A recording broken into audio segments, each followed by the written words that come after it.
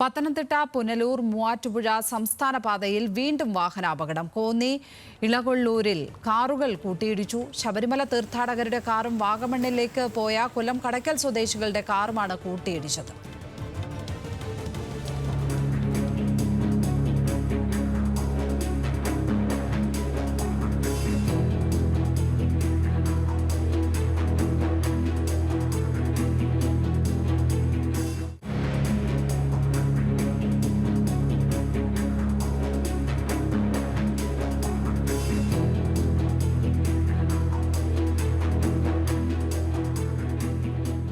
ശ്രീരാജ് ബാബു ചേരുന്നു വിവരങ്ങളുമായി. ശ്രീരാജ്, ഈ ദൃശ്യങ്ങൾ കാണുമ്പോൾ പലതവണ ഈ റോഡ് തന്നെ നമ്മൾ CCTVയിൽ ഇങ്ങനെ അപകടത്തിൽ കണ്ടിട്ടുണ്ടോ എന്ന സംശയമാണ്.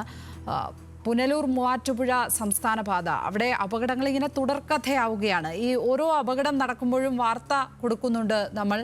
പക്ഷേ അവിടെ അത് തടയുവാനുള്ള നടപടികൾ, ബോധവൽക്കരണ ബോർഡുകൾ അതൊന്നും സ്ഥാപിച്ചിട്ടില്ലേ?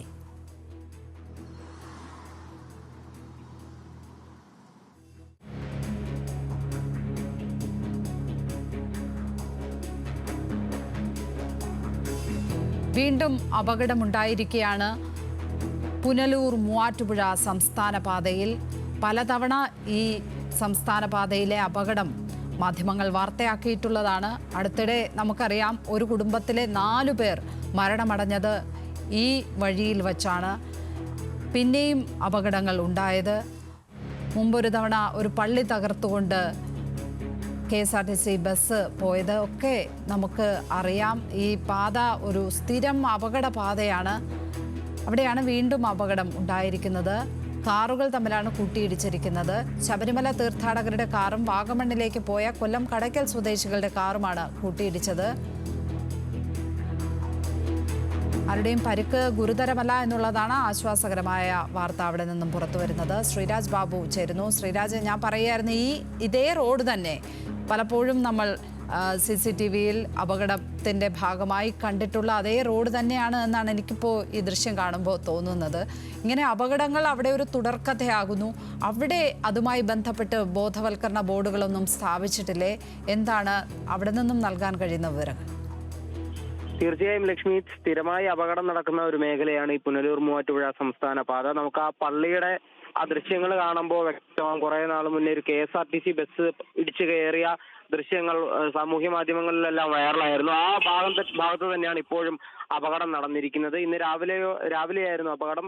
കൊല്ലം സ്വദേശികളായ വാഗമണിലേക്ക് പോയ ആളുകളും അതുപോലെ തന്നെ ശബരിമല ദർശനം മടങ്ങിയെത്തിയ തീർത്ഥാടകരുടെ വാഹനങ്ങളാണ് കൂട്ടിയിടിച്ചത്. എന്തായാലും ഈ അപകടത്തിൽ ആർക്കും ഗുരുതരമായ പരിക്കുകളൊന്നുമില്ല എന്നത് ആശ്വാസകരമായ കാര്യമാണ്. എന്തായാലും ഇവരെ നാട്ടുകാരെല്ലാവരും കൂടി ഉടൻ തന്നെ ആശുപത്രിയിലേക്ക് എത്തിച്ചിരുന്നു. 4 പേരുടെ മരണത്തിനിടയാക്കിയ അപകടത്തിൽ പുനലൂർ മൂവാറ്റുപുഴ സംസ്ഥാന പാതയിലെ അപകടത്തിന് പിന്നാലെ ഈ അപകട സൂചനാ ബോർഡുകളെല്ലാം സ്ഥാപിക്കും. അതുപോലെ തന്നെ ഈ അപകടങ്ങൾ കുറയ്ക്കാനുള്ള നടപടികളെല്ലാം ചെയ്യുമെന്ന് ജില്ലാ കളക്ടർ ഉൾപ്പെടെ അന്ന് ഉറപ്പ് നൽകിയതായിരുന്നു. എന്നാൽ അത്തരത്തിലുള്ള പ്രവർത്തനങ്ങളൊന്നും കാര്യമായി മുന്നോട്ട് പോയിട്ടില്ല. ഇപ്പോഴും ഈ പാതയിൽ അപകടങ്ങൾ തുടരുന്നത് പതിവാണ്. അതുപോലെ തന്നെ നാട്ടുകാരെല്ലാവരും തന്നെ ഓരോ അപകടം കഴിയുമ്പോഴും അവരെല്ലാം വലിയ പ്രതിഷേധം ഉയർത്തുന്നുണ്ട് എങ്കിലും അതിലൊന്നും തന്നെ ഒരു കൃത്യമായ നടപടിയും ഇതുവരെയും ഉണ്ടായിട്ടില്ല. എന്തായാലും ഈ അപകടത്തിൽ ആർക്കും കാര്യമായ പരിക്കുകളില്ല എന്നത് ആശ്വാസകരമാണ് ലക്ഷ്മി. അവിടെ ബോധവൽക്കരണ നടപടികൾ ആവശ്യമാണ് എന്നത് സൂചിപ്പിക്കുകയാണ്. ഓരോ തവണയും അപകടങ്ങൾ വരുമ്പോൾ നമ്മൾ വാർത്തയാക്കുന്നു. ഏതായാലും ഈ അപകടത്തിൽ കാര്യമായി ആർക്കും ഗുരുതര പരിക്കുകളൊന്നുമില്ല എന്നുള്ളത് ആശ്വാസകരമായ വസ്തുത തന്നെയാണ്. ശ്രീരാജ് ബാബുവാണ് അവിടെ നിന്നും വിവരങ്ങൾ പങ്കുവച്ചത്.